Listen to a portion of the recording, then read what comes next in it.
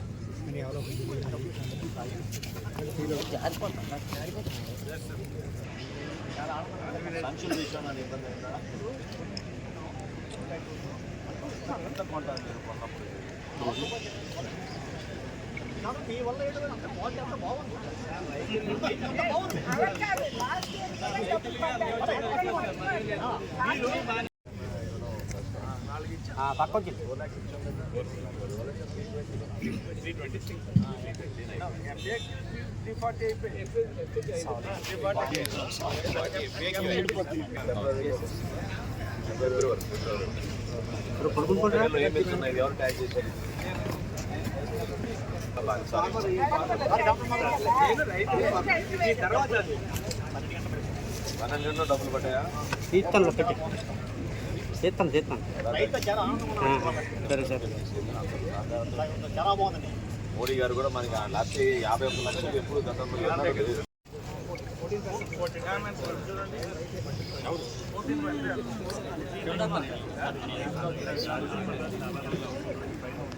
ఎన్నోళ్ళు ఎండబెట్టారు. ఆయన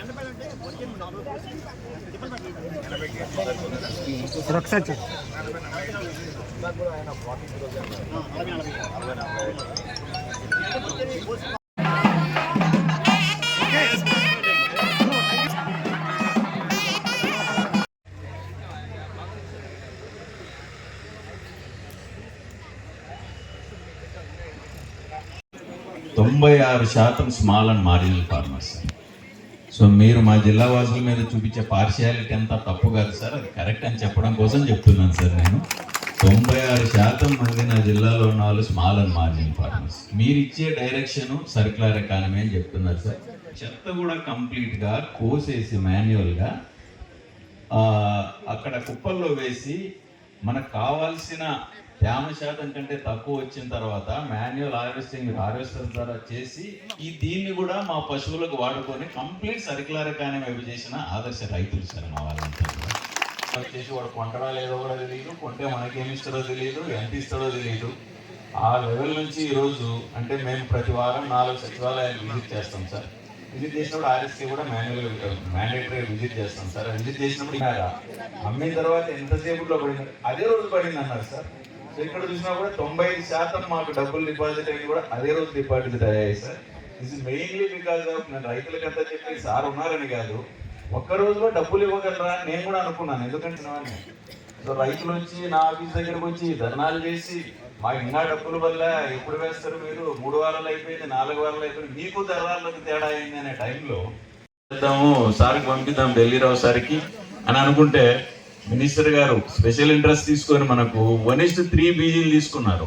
అది రాకపోతే మనకు తెలియదు, మీ దాకా రైతుల దాకా రాలేదు కాబట్టి చెప్పడం లేదు నేను. చాలా ఇబ్బందులు పడే వాళ్ళం మిల్లులకు ఎలా పంపిస్తామని. ఈరోజు మిల్లర్లంతా మీ బిల్లులు మీరు క్లియర్ అయిన హ్యాపీగా ఉన్నారు సార్. మాకు 1:3 ఇచ్చినందుకు మేము హ్యాపీగా ఉన్నాం sir. Thank you so much sir.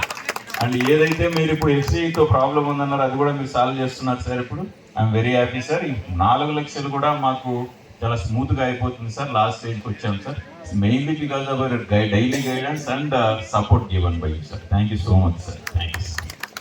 రచకండం village అధికారులకు అందరూ కల్లానికి ఒక ముఖ్య లొకేషన్గా పెట్టేసి మన ప్రజలతో రచకండం విలేజ్ ప్రజలతో రైతులతో ఇంటరాక్ట్ అవ్వాలని ఒక ముఖ్య ఉద్దేశంతో ఈ ప్రోగ్రామ్ నడుపుకోవడం జరుగుతుంది. సో సార్ మన జిల్లా స్టాటిస్టిక్స్ చూస్తే సార్ అరైవల్స్ వచ్చేసి ఆల్మోస్ట్ 5,80,000 మెట్రిక్ టన్స్ వరకు రావాల్సిన వీలు ఉంది. అందులో మనకి ఇచ్చినటువంటి టార్గెట్ చూస్తే 4 లక్షల మెట్రిక్ టన్స్. సో ఇప్పుడు దాకా ఆల్మోస్ట్ 84% ఆఫ్ ప్రొక్యూర్మెంట్ అనేది మన డిస్ట్రిక్ట్లో కంప్లీట్ చేయడం జరిగింది. ఇదే నాటికి లాస్ట్ ఇయర్ మనం చేసిన ప్రొక్యూర్మెంట్ అయితే 3,34,000 టోటల్లో 2,46,000 విచ్ ఇస్ ఆల్మోస్ట్ ఒక 70% వరకు చేసి పెట్టాము. సో ఇప్పుడు పొంగల్ సంక్రాంతికి ముందు టార్గెట్ ఇంక్రీజ్ అయినా కూడా మనం ప్రొక్యూర్మెంట్ వేగంగా ఆనరబుల్ మినిస్టర్ ఆధ్వర్యంలో అక్కడ నుంచి రెగ్యులర్ మన ఇంట్రాక్షన్తో మనకి ఇచ్చిన సలహాల మీద చేయడం వల్ల ఆల్మోస్ట్ 85% అచీవ్ చేయడం జరిగింది. ఇందులో సార్ ప్రొక్యూర్మెంట్ 3,37,000 మెట్రిక్ టన్స్ వరకు ప్రొక్యూర్ చేయడం జరిగింది. అందులో మిల్స్ అక్నాలజ్మెంట్ 3,10,000. 3,10,000 మిల్స్ అక్నాలజ్ చేసిన తర్వాత ఇమీడియట్గా రైతులకి డబ్బులు కూడా పడిపోవడం జరుగుతుంది. లోపలనే డబ్బులు పడిపోవడం జరుగుతుంది. ఇది మన స్టేట్ అచీవ్ చేసాము. నాకు డబ్బు పడిన ఖాతాలోకనే ఆయన వివరించారు. ఈ జిల్లాలో విజయనగరం జిల్లాలో గర్వంగా చెప్తున్నా, ఈరోజు ఆంధ్రప్రదేశ్ రాష్ట్రంలో నంబర్ 1 స్థానంలో ఉంది విజయనగరం జిల్లా. 97.6% డబ్బులు రైతుల ఖాతాలోకి 24 గంటల్లోనే మేము జమ చేయగలిగాం. విజయనగరం జిల్లాలో 97.6%. 4 లక్షల మెట్రిక్ టన్నుల ధాన్యం మీకు టార్గెట్ ఇస్తే ఈ రోజుకి ఆల్రెడీ 3,20,000 మెట్రిక్ టన్నుల ధాన్యం కొనుగోలు చేశాం. 780 కోట్ల రూపాయలు రైతుల ఖాతాల్లోకి జమ చేసే విధంగా ఏర్పాట్లు చేశాం. వీటన్నింటినీ దృష్టిలో పెట్టుకుని మేము కోరేది ఏంటి? ఒక నమ్మకం, ఒక భద్రత, రైతుకు ఒక భరోసా ఇవ్వాలి. కష్టపడిన ఆ ధాన్యాన్ని రైతు అమ్ముకున్నప్పుడు తన కుటుంబాన్ని అతను కూడా ఎంతో ఆదర్శవంతంగా ఇంత అద్భుతమైన గ్రామాల్లో ఇటువంటి వాతావరణాన్ని నిలబెట్టే విధంగా, ప్రకృతిని గౌరవించుకునే విధంగా, ఏదైతే మన తల్లిదండ్రులు, మన తాతలు, ముత్తాతలు మనకి ఇచ్చిన ఆస్తిని పరిరక్షించుకుంటూ, బిడ్డలకి వ్యవసాయం పైన కొంచెం అవగాహన కలిగించుకుంటూ, ప్రతి ఒక్కరూ కూడా ఈ పద్ధతిని, ఈ గౌరవాన్ని, ఈ సాంప్రదాయాన్ని నిలబెట్టుకునే విధంగా గ్రామాల్లో చూస్తున్న ఈ అద్భుతమైన వాతావరణం చూస్తే మా అందరిలో కూడా అదే భావన కలుగుతుంది. ఇంకా కసితో పనిచేద్దాం, ఇంకా బాగా పనిచేద్దాం. గౌరవ ముఖ్యమంత్రి గారితో సమీక్ష జరిగినప్పుడు ఈ సంవత్సరం 24 గంటల లోపే డబ్బులు వేస్తామనే సందర్భంలో మాట వచ్చినప్పుడు నిజంగానే ఆ విధంగా చేయగలుగుతామా అనే ఆలోచన వచ్చినప్పుడు అధికారులు ఒకటే మాట చెప్పాను. ఆ రోజు ఢిల్లీరావు గారు కూడా మీటింగ్లో ఉన్నప్పుడు నేను చెప్పాను, 24 గంటలు కాదు, 4 గంటల్లోనే మనం డబ్బులు రైతుల ఖాతాలోకి జమ చేయాలి. అదే రోజు వాళ్ళ డబ్బులు ఖాతాలో డబ్బులు జమ అయ్యే విధంగా మనం పనిచేయాలని. ఎందుకన్నా ఆ మాట అంటే, ఎంతో అనుభవం కలిగిన వ్యక్తులు చాలా మంది ఉన్నారు ఇక్కడ, పెద్దలందరూ కూడా కొండలాగా చెప్పారు. 40 సంవత్సరాల నుంచి ఒక రైతు పడుతున్న కష్టం. రైస్ మిల్లర్లు చివరికి 407 కోట్ల రూపాయలు బకాయిలు వాళ్ళకి వదిలేసి వెళ్ళిపోయారు గత ప్రభుత్వం. 1000 కోట్ల రూపాయల బకాయిలు. పవన్ కళ్యాణ్ గారు గ్రామాల్లో మేము పర్యటించినప్పుడు కూడా రైతులు కష్టపడిన ఆ ధాన్యానికి డబ్బులు ఎందుకు ఇవి చెల్లించలేకపోతున్నాం సకాలంలో, దానిపైన ప్రతి సందర్భంలో ఒక బాధతోటి మేము వివరిస్తూ ఉండేవాళ్ళం. ఈరోజు నేను గర్వంగా చెప్తున్నాను, కేంద్ర ప్రభుత్వం, మన దేశ ప్రధాని నరేంద్ర మోడీ గారి నాయకత్వంలో ఈ సంవత్సరం ఆంధ్రప్రదేశ్లో ఎన్నడూ లేని విధంగా ఒక చరిత్ర సృష్టిస్తున్నాం.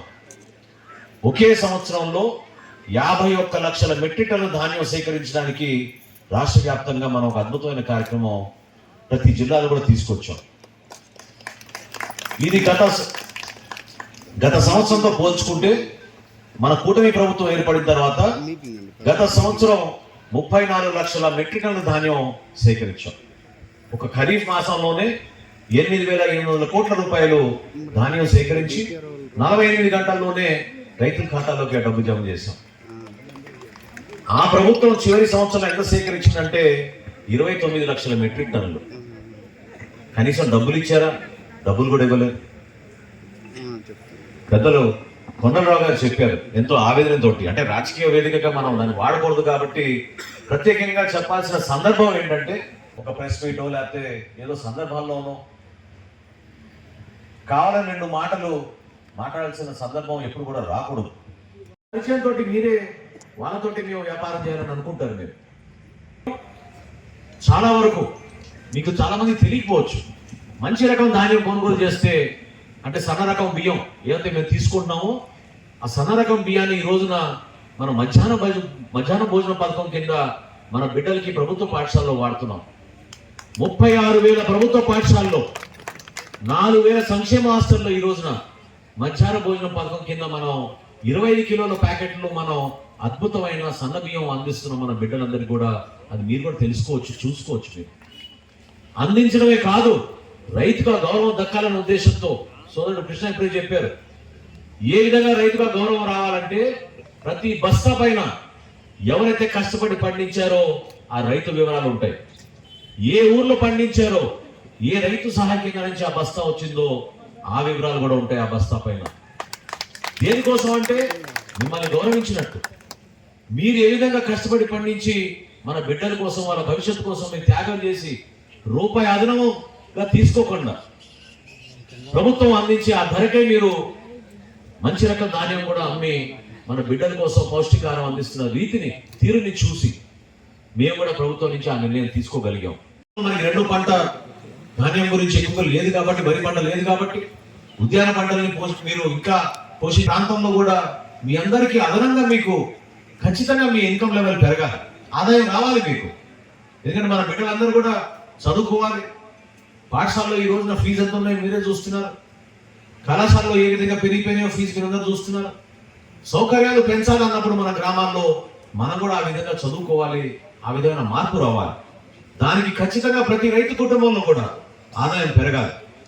ఈరోజు 75 కిలోల బస్తాకి 1,792 రూపాయలు కనీస మద్దతు ధర కేంద్ర ప్రభుత్వం, రాష్ట్ర ప్రభుత్వం కలిసి నిర్ణయించిన ఆ రేటుని ప్రతి ఒక్కరికి అందే విధంగా మనం కార్యక్రమాలు చేసుకుంటూ వెళ్తున్నాం. మనస్ఫూర్తిగా నేను మిమ్మల్ని అందరూ కూడా అభినందిస్తున్నాను ఈ జిల్లా నుంచి. ఎందుకంటే ఎక్కడ కూడా ఘర్షణ వాతావరణం లేకుండా ప్రశాంతంగా ప్రభుత్వం ఇచ్చే నేను సహాయం కూడా అనను, నేను ప్రభుత్వం తీసుకొచ్చిన ఈ అవకాశాన్ని చాలా చక్కగా మీరు ఉపయోగించుకుంటున్నారు. ఇందాక రైతుతో కలిసినప్పుడు ఏ విధంగా తేమ శాతం గురించి వివరించారో ఇప్పుడే ఢిల్లీరావు గారు చెప్పారు. మీకు కొన్ని జిల్లాల్లో యంత్రాలు వాడుతున్నారు కాబట్టి పచ్చి ధాన్యాన్ని కొనుగోలు చేయమని ఒత్తిడి తీసుకొస్తారు. కానీ మీరు 5 నుంచి 7 రోజులు ఎండబెట్టి మిల్లుల దగ్గర ఏమాత్రం కూడా ఇబ్బంది కలగకుండా 15% లోపు తేమ శాతం ఉండేటట్టు మీరు తీసుకుంటున్న చర్యలు మనస్ఫూర్తిగా మిమ్మల్ని అందరూ కూడా అభినందిస్తున్న ఈ సందర్భంగా.